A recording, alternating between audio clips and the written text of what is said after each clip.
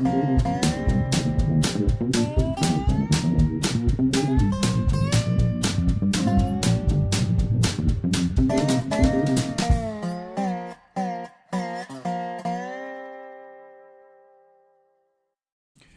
is Dave Monk, your Prairie Monk, WEFT Champaign 90.1 on your FM dial. And Dave on the board. And today I want to start by saying that the Grand Prairie Friends has a nice summer newsletter out. They've done very well in the last few years, especially. They've acquired a Ombra Ridge plot of about, I think, 140 acres. Just south of Charleston, and they've now been donated another 200 acres nearby, which is Warbler Woods, by a family that purchased the woods mainly to preserve it. And it's adjacent to the Ombra Ridge, and that is very good. So if you want to get to the Grand Prairie Friends newsletter, go to grandprairiefriends.org and look for the newsletter. They had a very successful plant sale. Some of the funds of that will go to people who, two interns who introduced themselves in that newsletter. Grand Prairie Friends has also been just yesterday to Loda, where they have a nice cemetery prairie with a buffer zone around, and they've been planting buffer zone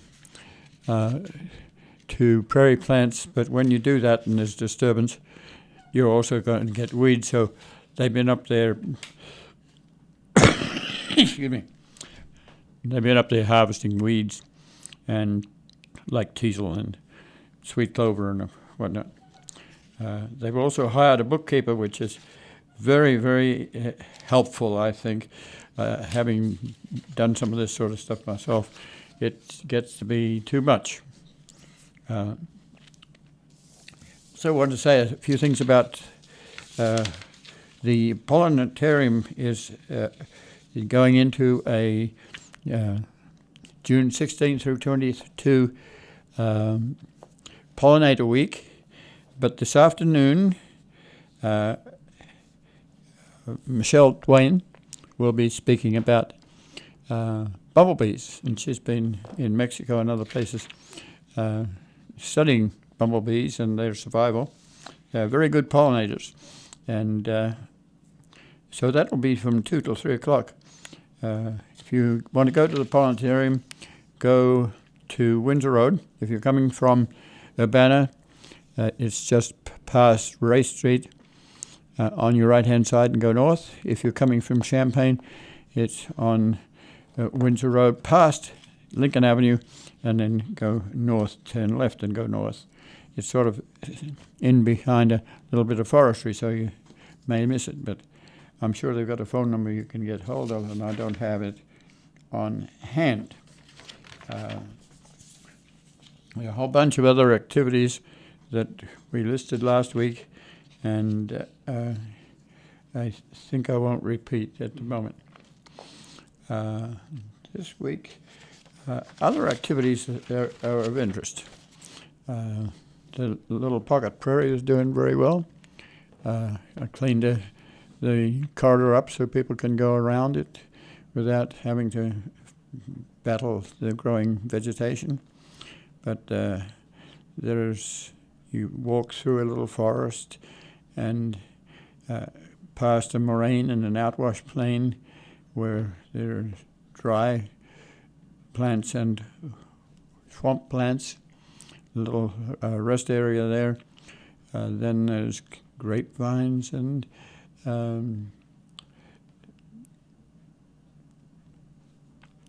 milkweeds like I'm forgetting. Dogvine is what I was saying. It's a little on the weedy side, and the sophiums are there, and one of them is a cup plant, which is sort of on the weedy side too. But the dock and compass plant are there. two roses, a vertical rose called Sunshine Rose and a horizontal rose. They're both there. Monarda or bee balm is there, and when it comes out, the bumblebees will certainly be around. The grasses are coming up. Indian grass, little blue stem, big blue stem, and no cord grass because it gets to be a bit too much, but it would be in the wetland. Phlox and a range of plants that fit into niches. Some have very extensive root systems, and some have very deep taproot root systems. There's a catalpa tree there, which was a traditional tree given to people in the family who wanted to retain a prairie near to the house or to the settlement cottage. And they would bemoan the loss of the prairie. Catalpas grow fairly quickly and have a interesting flower on them.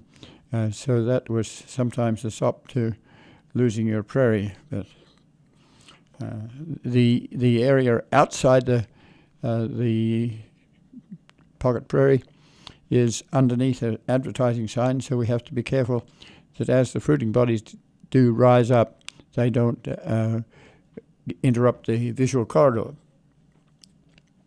On South Neal Street, between Windsor Road and Curtis Road, we have another advertising sign that is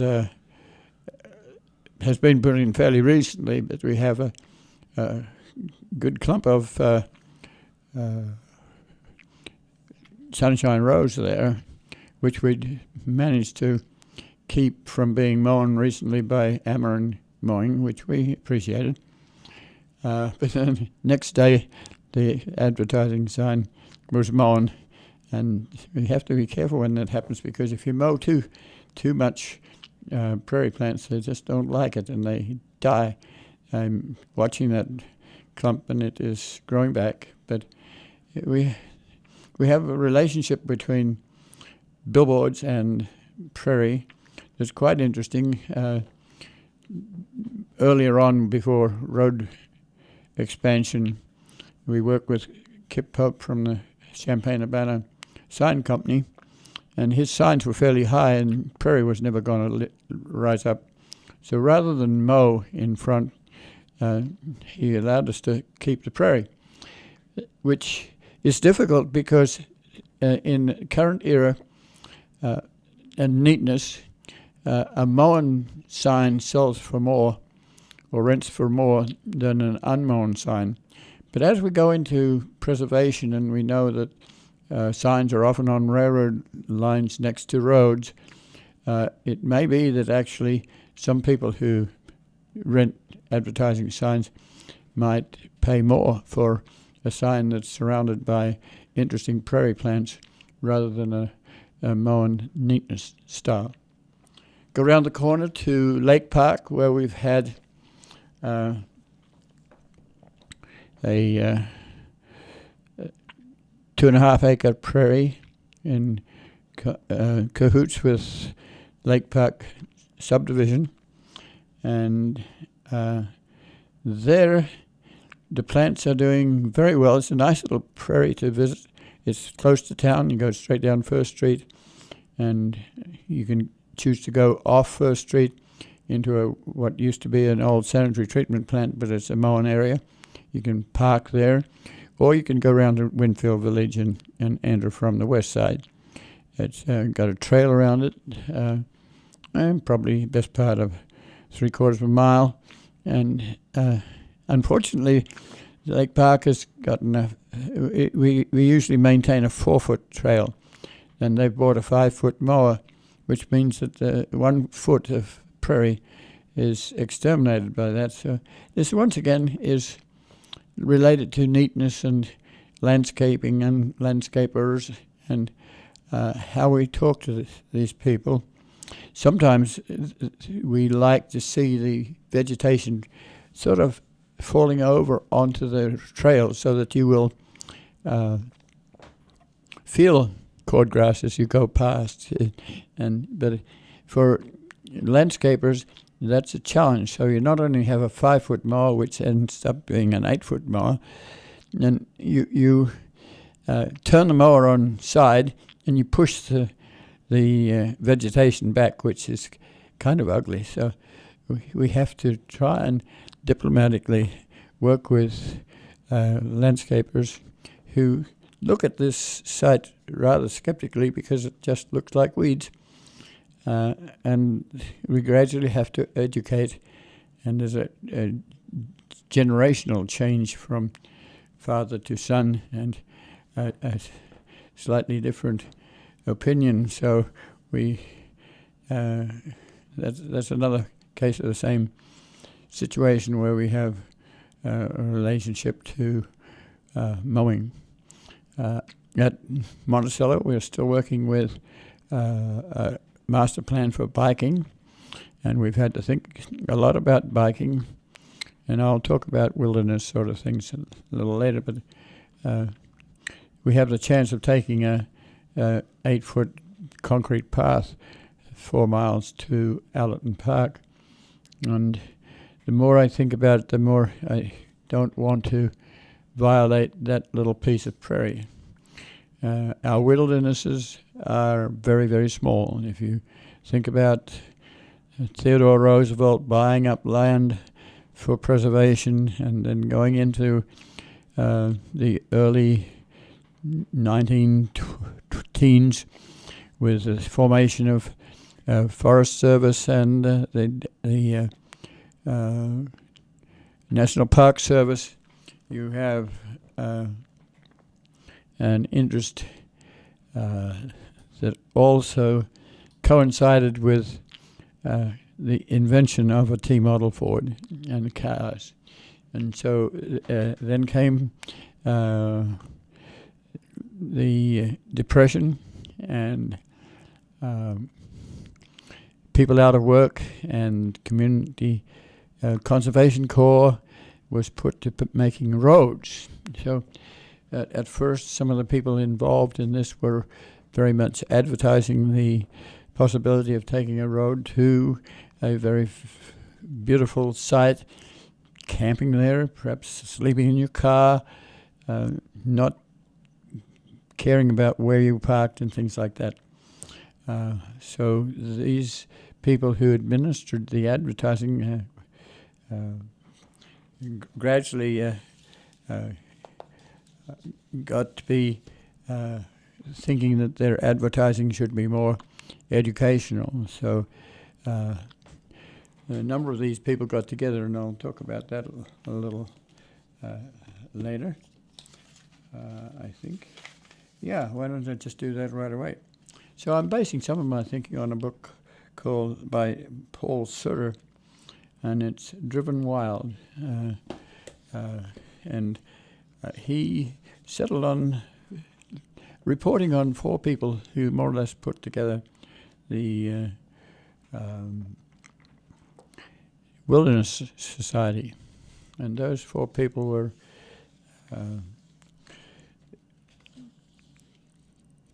Leopold, who was famous for being a forester, but a forester that was thinking more along ecological lines than along board feet lines.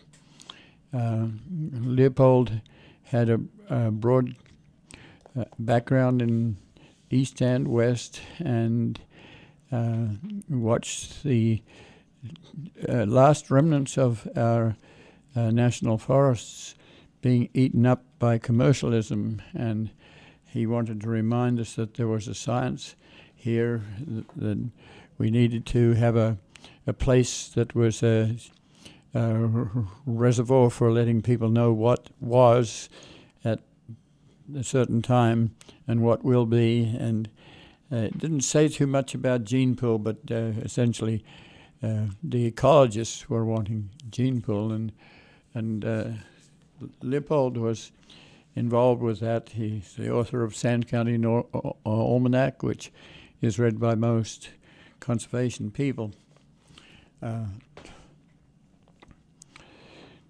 The next one that was key in some of this was a guy named Yard, and he was essential in the National Park Service, and he started off with doing very good advertising work and actually promoted people going to some of these places. Then Yard's philosophy changed, and he thought that they should be more responsible for education. Much of what we do is related to not knowing what we're doing. There's very little money for researching prairie creatures or prairie plants or prairie associations or climaxes, vegetation successions and things like that, unless there's some sort of reason for doing that. If you find a biochemical that you need, then you might be researching New Jersey tea or something that is got some economic interest. But the economic interest in the forest reserves was very much commercial. There would be recreational centers. They were leased by the forest preserve people, who were fairly liberally disposed to formation of a small community with cabins and the like in the 20s. And but that got to be almost a chintzy town with sort of not very natural type background. So can you afford to let your natural areas become this way? Well, the thought was no, that there should be some control of where people go. So the next person that was involved was a guy named McKay. And he has started to think about the regional planning aspects of this. Really, the natural history of your country, whether it be Amazon in Brazil or other places, it's a natural resource, but it's owned by, it's part of the country's citizenry. So how do you look at this? How do you come to the U.S. as a country that is very much oriented to laissez-faire and freedom in that manner? Do you allow your profit-making people to run riot in your natural areas? How do you control the roads that would transpire in these places? So McKay started to think about communities and metropolises, and how does your natural area relate to your community? How were the communities formed? Were they formed by people coming up the rivers? Yes. Were they changed by the railroads arriving? Yes. Were they changed by a Jeffersonian plat that was square, so that you could find out where your bit of land was that you bought when you were in Europe, and you needed to find where it was, and there was nothing in the prairie that let you know, but if you had a survey that was square, you could find your plot. Very practical, but it took away the concept of a river and a mountain and a range and a total ecosystem, and it took away the contours. So if you had a little square plot, you didn't really know whether you could join your next door neighbor with a contour system when everything was square. So the next one was Marshall. And Marshall was a whiz-bang in bringing all these sorts of things together. He knew the politics. He knew his science. He had a PhD. Went to places like Alaska to see what was natural there. What makes it healthy to be in a small a community of Eskimos with a group of called gold miners that have arrived, and some of them have gone, but some of them have stayed. And what is happiness? And so he was looking at what we need to do with our natural areas. He was also looking at the Appalachians and how those Appalachians relate to the communities that are nearby. And like the other three people, he was looking at the roads and where they go, and do they just go to the scenic spot, and what do people do after they've gone to the scenic spot, and what does the environment do to survive if the road is there. So they started looking for places that they called wilderness, and wilderness had various connotations. So there were the people who wanted to have primitive. There were people who wanted to do recreation.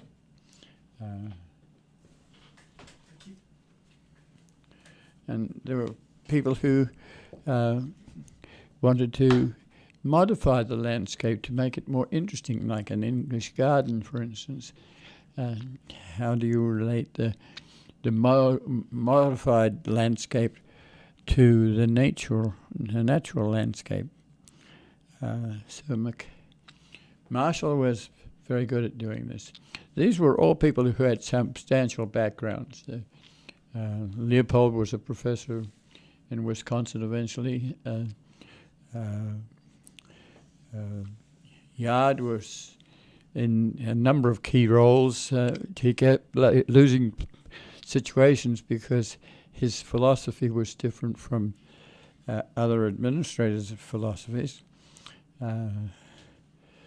He was in the same place, moving around, bringing people together.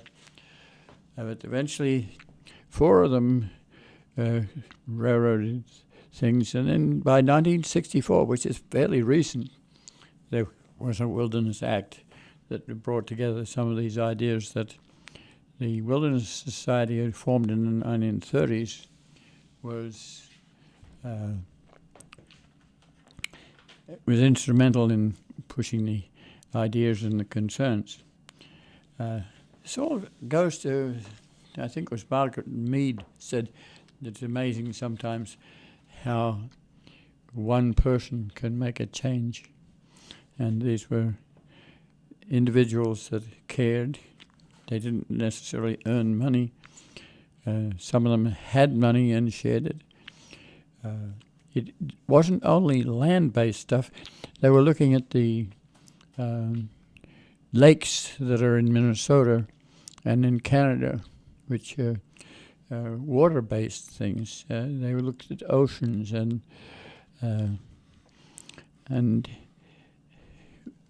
gradually institutions got pushed together that were researchers, and they started to realize that they could look at the landscape and study it. Aldo Leopold was very good at doing this, and he would transmit that to others. So reading that in the background and thinking about bicycles, I'm trying to think about what we do in 8 counties around us. Champaign is very flat comparatively, poorly drained. Once it was drained, the glaciated soils were tremendously fertile and good for agriculture. So all of a sudden there's very little native vegetation left. And it's not necessarily the domain of a forester. Forester grew up essentially, first of all, as a group of people who efficiently harvested wood, and that harvest could be total clear cutting or selective, or there were certain efficiencies that come with forest management. And that group of people found it hard to take on people who wanted to take a bullock and take a certain tree out and leave the rest to multiply. How did you look at forest treatment over several centuries? How do you account for change? It might be that one insect would arrive and change the nature of the forest. It might be that settlers arrived and stopped natural burning that came with lightning. And so all the maples start to grow. So suddenly you have a mixed forest replaced by maples. How do you watch this? And so the natural history surveys, the geological surveys, the water surveys, and the historical surveys brought in the cultural side of things as well as the natural side of things. So we have very dedicated people who over the years have brought many of those fields together. And they're interesting too because they're not necessarily monolithic. They get together in groups and look at a situation in a broader sense. And that's very helpful because it has been very easy for people to be monolithic and look at one thing and not look at the rest. So when we look at bicycling, it can be that way. I can go to a bicycle regional planning meeting in Muhammad, and I find that most of the maps that I'm dealing with are for the village of Muhammad, not necessarily the area around it. So a lot of our planning for bicycles is jurisdictional. That means you're talking to the city council or the village council, and it can't necessarily go outside their jurisdiction. And it's also very limited in the number of years that the people are there. Some people might be there for 20 years, but they have to be elected every 4 years. So there's a prime interest in maintaining your slot as a council person. So we're looking at regional planning in Champaign County just goes to the borders. If we're looking at regional planning from an 8-county point of view, we're looking at something different. If you're in Champaign County and you want to recreate or go to natural history sites, geological sites, you're much more likely to go to Piatt County, Vermilion County, DeWitt County. They all have resources that we don't have in Champaign County. So we're rather dependent on those sites. We're also dependent on the fact that some of the underpinnings that we don't see so easily, like aquifers, run between several different counties. And if we're going to put PBCs into those sites, then we have to know about them. And that means that the average citizen has to know about them. But in actual fact, sometimes the researchers are still discovering what is going on. Sometimes it's a coal mine that might have to not only get water to work with coal, but and take good water out of an aquifer and turn it into polluted water. Then you have to think about where they put the polluted water. Does it go down a mine shaft or something like that? So gradually we're getting to be more sophisticated. There have been a number of attempts to bring together 10 or 12 conservation groups, the Isaac Walton League, the Audubon, the Sierra Club. They all have a different way of working. Sierra is more politically oriented than, say, Audubon. These groups have all got specific interests, but how do you get them together so that there's a more general interest? How do you take from a more linear situation where if you want to put in a bicycle way, it's a job that you can start and finish, and you can have volunteers work with you, and you can understand it. But then if you ask the question is, where is this bicycle way going? What is it going over? What do we teach? Is this more than recreation? Then you're asking for a different sort of involvement. That means we have to have classes that are taught in schools that are more broad. We have to have an Anita Purvis Centre that is adjacent to a natural area that will teach natural area, but do more than that. Right alongside the Anita Purvis Centre is a drainage ditch that has been straightened, where the river has been channelized and straightened. That's cultural in a way. How do we bring these people together? And we're faced with a population of people that has come back from World War One as baby boomers, and they've had families, and they're now in retirement, and they are needing the help of their children to keep afloat. Then those children have children, and those young folk are now in high school and college, and they're having to discover their own selves in an era of digital excitement and very quick change.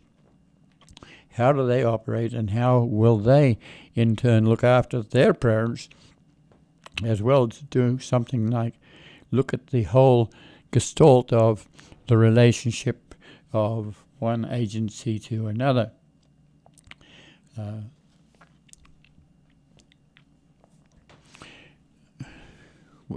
Let me go back to some local things.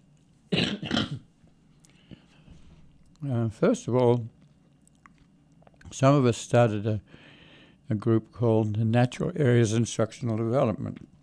Mainly, we were looking at the lack of educational opportunity for students to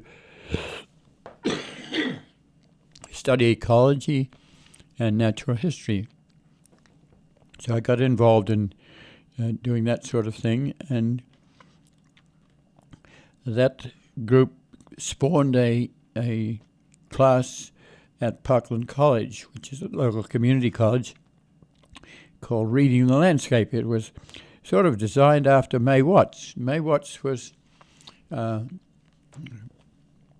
person who was involved with ecology. She wrote a book called Reading the Landscape, so we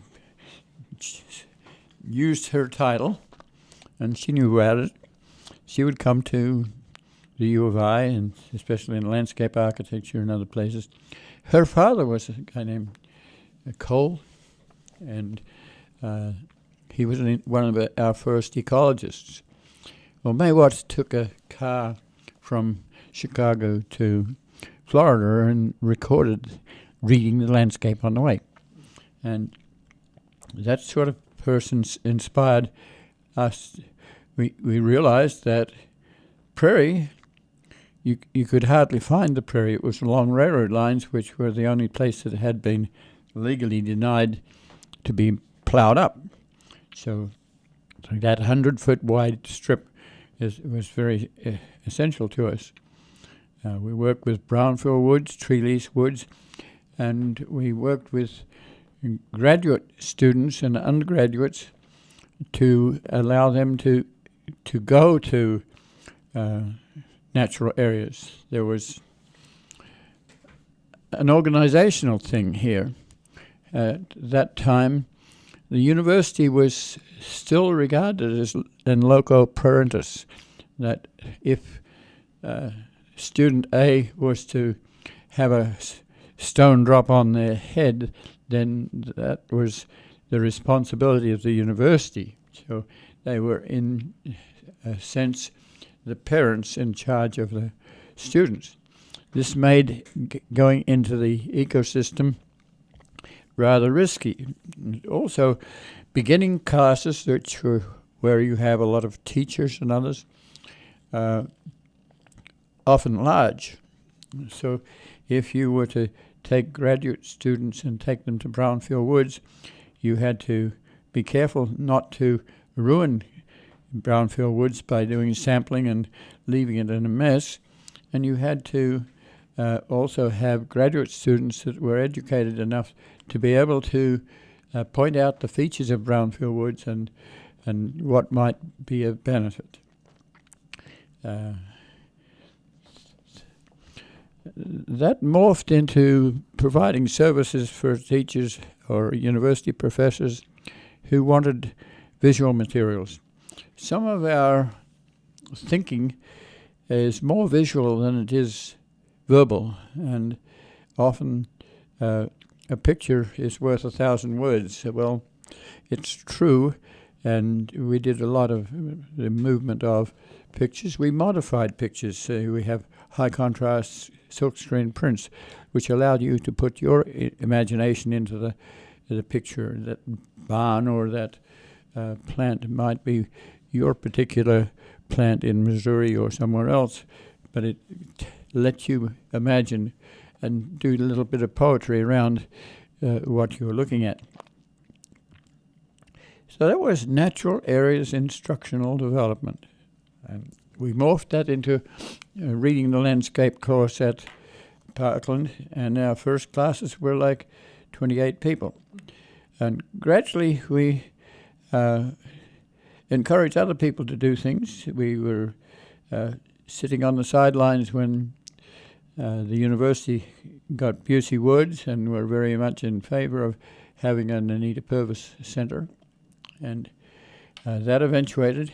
So going back to how we operate, we're sort of right on the tip of an arrow, and we're not very organized. We're conceptualists, and that's sort of where the early wilderness society people were. They didn't quite know what they were doing and where they were going, but they did things, and we did things. And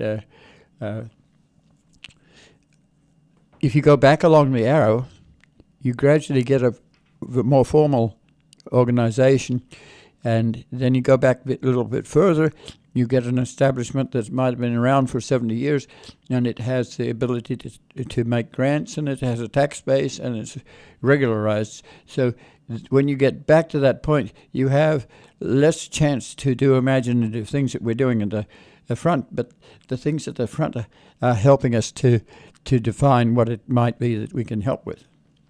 One of the things that happened was that the university got a request for the opportunity to make a proposal for a grant, and they'd submitted the grant, and the Rockefeller Foundation had said that their research and their teaching was good, but where was their extension? So suddenly I had in my office about 8 heads of department or equivalent, and we put in natural area instructional development was renamed as Educational Resources and Environmental Science, which it still is, and it's next door. And the application was made, and we were included as the Extension Division. It turned out we didn't get the grant, but it formalized some of our work. We had established a docent group called the Natural Area Study Group, which at the outset was mainly students, but then Anne Fireham, a faculty wife, came along, and she took it off, and that Natural Area Study Group became a permanent thing, and it has been afloat for 30-odd years. And it takes people to natural areas where they find out about the natural area, and then they tell other people about it. And so they're docents, and docents are people who introduce you to the resources that you're looking at, and hopefully gets you to be a teacher or a helper in that framework. It's used in art contexts mostly, but it also applies to natural history. Then came along the railroads, and the railroads were abandoning at a very rapid rate. The Steigers Act had come into action. The Steigers Act was a Reagan-era thing, and the feeling was that the railroads were becoming obsolete. Roads were going in. Roads were more convenient. They weren't necessarily more ecologically convenient, but they were energy consumers, but they got you from place to place, whereas railroads had a limited railroad station, and you were still dependent on transport to get to your individual place. And people had come back from World War II, and they knew how to drive tanks and trucks, and so what are we doing with the railroads? So a lot of the railroads came out to the point that there were too many railroads coming out. So the federal government decided, they were looking around and they were seeing that the bicycle people were buying railroads, and they felt like they could make one more public use. There was a lot of federal money in railroads that were put in the 1850s and the like. So it was justifiable to approach the bicycle way people and provide them with money to augment a railroad purchase. They wouldn't buy the railroad purchase, so that had to be a local commitment. But they would provide enhancement money, and they would save the bridges, and they would save the titles. So there were no reversionary titles, which would destroy the contiguity of the corridor. So that went into action. But before that, we had decided ourselves that an abandoned railroad in the Monticello area was a prime candidate for 1, prairie preservation, 2, a recreational trail, and 3, re-railroading. So we got that long before there was a Rail Banking Act, but the Rail Banking Act came in and did the same sort of thinking, and a little later we applied for a Rail Banking Act agreement between Conrail, the railroad, the Surface Transportation, the federal transportation agency that was handling the Rail Banking Act, and that institution allowed for the preservation of railroads. So the Kickapoo Trail that runs from Urbana to Danville is a rail-banked trail, and at this time it's got money to establish itself, but those of us who were involved in its early installation were quite adamant that we want the prairie, the unplowed, undisturbed areas of prairie along the railbed. Unfortunately, we see the drift going more towards recreation than we would like. In fact, CCDC, which is the Champaign County Design and Conservation Foundation, had a recent event where they planted 8 trees on what we thought was a prairie. And that inspires us to think what we will do in the context of wilderness. Our wilderness areas are not 200 or 2,000 acres or square miles or whatever you have for a wilderness. Our wilderness areas are these little plots along the railroad lines.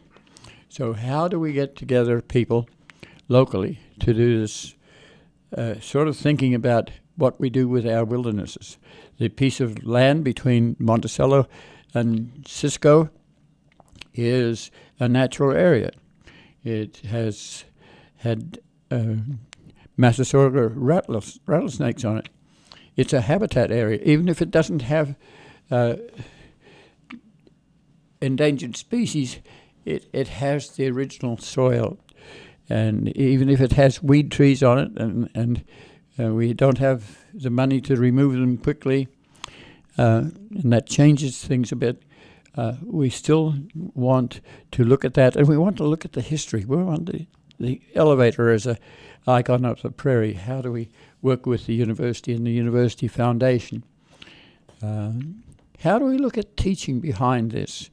Who in landscape architecture would supervise some of this sort of project thinkings that we enlist with students? How do we work with planners who'd like to think about how this particular piece of ground between Decatur and Danville could be utilized? Is it that we let bicycles go through? Do we put an 8-foot corridor of concrete to Armenia, where the elevator is, and allow that to be a bicycle way? Or do we look at the overall corridor between Danville and Decatur and think about bicycles that are on regular roads and bicycles that are on roads that don't have little dumps on either side where you can ruin your bicycle if you move off, roads that you don't get killed on. This region has not yet become a Netherlands where you have more bicycles than you have cars. Here, bicycles don't even appear on the landscape of your windscreen sometimes. So we have to be very cautious about what we do. So I'm looking at a group of people who are mostly friends and relatives. You're amazed if you go through a lifetime, you gradually begin to have friends and relatives who have some of these same ideas. So then you have to talk, you have to have meetings, you have to have a Grand Prairie Friends. So at one stage we didn't have a Grand Prairie Friends. We had meetings, a statewide environmental, not so much environmental, but a prairie conference.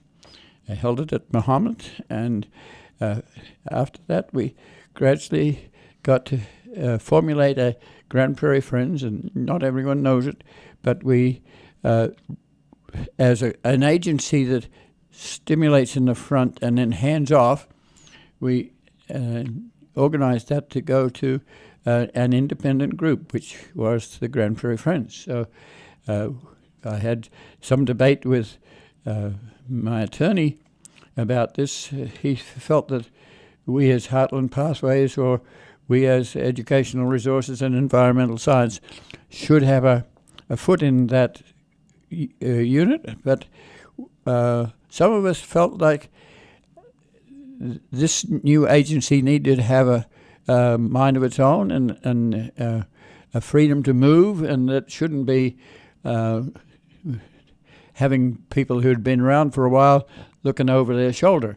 And indeed, without any help from, we help some, but the main credit to what Grand Prairie Friends is doing with 140 acres and 200 acres, for instance, and going to Loder Cemetery and doing things and having interns and the like, is all they're doing. And so we're looking for some relationship like that, which would take it beyond the specifics of a prairie and a prairie forest ecosystem to looking at bicycles and how they would get across the country. So just recently we had 14 people in front of the alma mater, and they were coming through from New York and going through to the West Coast.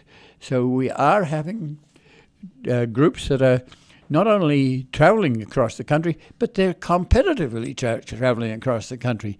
They're going to get there faster than another group, or individuals are going to make it. So we have that sort of relationship. We have friends and relatives, and I think we have to be responsible to do some politicking to get people, perhaps even a small group of 4, 5, 6 people that would help to look at the overall, for instance, the corridor from Urbana to Danville is split into Forest Preserve on one end and Vermilion County Conservation District on the other. There should be an authority or some group that is over that would say, excuse me, those trees shouldn't be there, that's a prairie. And we that might not necessarily be the nicest interaction, but it would be helpful to have the railroads, the roads, all the stakeholders in here that could bring this sort of thing together. Question for you. Go back to the days before people had turned all of this stuff into planted soil. How far apart would you have to go to get from the undisturbed prairie to stands of trees or actual forest? Were they actually that segregated where you would go hundreds and hundreds of miles and no trees around? No. The glaciation brought with it gravel. And when you have a gravel, whether there's a moraine or an esker underneath a glacier, you have drainage. And most trees like to be watered, but they like to be drained. And so there's only few trees that grow on the prairies. The cottonwood is one. But mostly prairies were without trees. And so you would probably have, I would guess, a grove like that once every 10 miles or something like that. Where there's a moraine, there's usually some trees. Sometimes the trees will grow on top of the moraine, where you would think that's drier, but it is drier, and plants like that. Because it's always interesting hearing you talking about they had this nice prairie and then they went and put trees in it.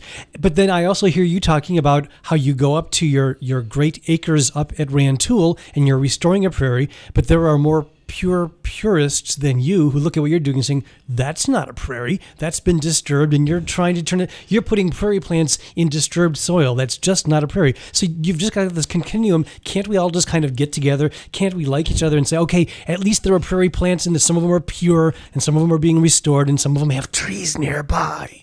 Yes. And actually, I just got a phone call from, so help me, Ron Sleater, and he's coming this week to herbicide the teasel on that prairie. And indeed, it is like a garden prairie. It's growing back from nature and the remnant prairie on the railroad nearby. But it's a manicured prairie in a way, but it's all we have, and we like to be involved in that. So I'm glad that you've been there with students and worked on that. I guess what I'm really saying is you should be nicer to these people because, yeah, I understand they're taking away some of the stuff that you'd like to have as prairie, but their hearts are in the right place. They're not destroying all of your prairie. So, coexist a little bit. And then I would turn to the other group of people and say, give the guy a break here. He's putting prairie plants back. Yes, that's sort of the debate. And you have to realize that the 8 or 10 people that are debating this all have different opinions. And it's very hard to get them together, but they have a small portion of the pie chart is where they can get together and do things. And it takes a lot of talent to bring those people together. Well, I think we're getting to be the end of the day. Think about going to hear Michelle Duane speak about bumblebees, which are really very nice little creatures. They get so interested in taking out their pollen that you can almost stroke their backs. And they're there, and they frighten people because they're heavy and large. They're larger than an Italian bee that we were talking about last week. So just go to the pollinatarium, and there's some very good exhibits there. And during the week, it'll be Pollinator Week. And again, the Pollinatarium is north of Windsor Avenue between Race Street and Lincoln Avenue. So depending whether you're coming from Urbana or Champaign, drive slowly. He's absolutely right about petting bees. After Michelle was here a year ago talking about that, the next time I was out on a prairie, I saw a bee so intent on collecting nectar that I walked up very carefully and very politely, and I petted the bee, and then I went along and there was a praying mantis and I petted it too. This is the weirdest thing you can get into, but it's amazing nature. Yes. And with that, we should comment that the views and opinions expressed here are those of the speakers and do not necessarily represent those of WEFT, its board of directors, associates, station manager, or Prairie Air Incorporated. Take a look at the Grand Prairie Friends newsletter. You will be pleased.